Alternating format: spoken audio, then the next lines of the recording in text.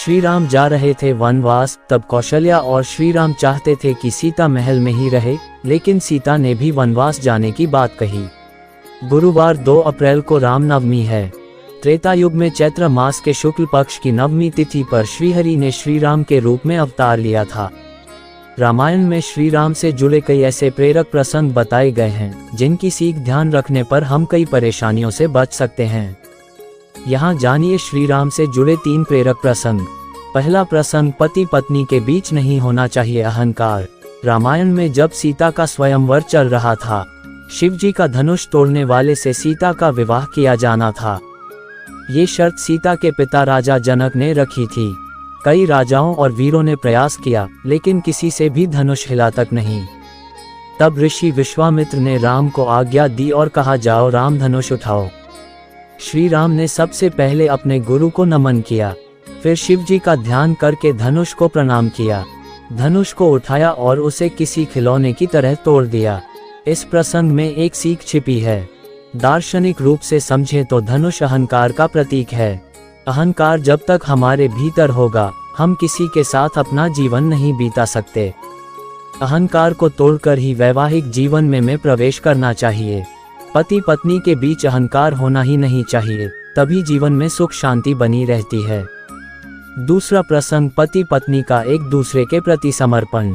श्री राम को वनवास जाना था और वे चाहते थे सीता वनवास न चले और मां कौशल्या के पास ही अयोध्या में रुके। कौशल्या जी भी चाहती थीं कि सीता न जाए, जबकि सीता जी श्री राम के साथ वनवास जाना चाहती थीं। श्री राम ने सीता को समझाया कि वन में कई प्रकार के कष्टों का सामना करना पड़ेगा। वहाँ भयंकर राक्षस होंगे, सांप होंगे, वन की धूप, ठंड और बारिश भयानक होती है, तरह तरह की परेशानियां आएंगी। इन सभी परेशानियों का सामना करना किसी राजकुमारी के लिए संभव नहीं है। श्री राम ने बहुत समझाया, लेकिन सीता ने वनवास जाने के लिए श्री राम और माता कौशल्या को मना लिया। सीता ने श्री राम के प्रति समर्पण का भाव दर्शाया और अपने स्वामी के साथ वे भी वनवास गईं।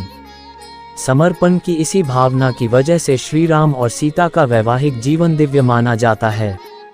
समर्पण के भाव से ही पति पत्नी के बीच प्रेम बना रहता है। तीसरा प्रसंग, पति पत्नी को समझनी चाहिए एक दूसरे के मन की बात। वनवास जाते समय श्री राम, लक्ष्मण, सीता को गंगा नदी पार करना थी। उस समय एक केवट ने अपनी नाव से इन्हें गंगा नदी पार करवाई थी। तब श्री राम के पास उस केवट को देने के लिए कुछ नहीं था। ऐसी स्थिति में सीता ने श्री राम के चेहरे पर संकोच के भाव देखे तो सीता ने तुरंत ही अपनी अंगूठी उतारकर उस केवट को भेंट स्वरूप देनी चाहिए, लेकिन केवट ने अंगूठी नहीं ली। केवट ने कहा कि वनवास पूरा करने के बाद लौटते समय आप मुझे जो भी देंगे मैं उसे प्रसाद स्वरूप स्वीकार कर लूंगा।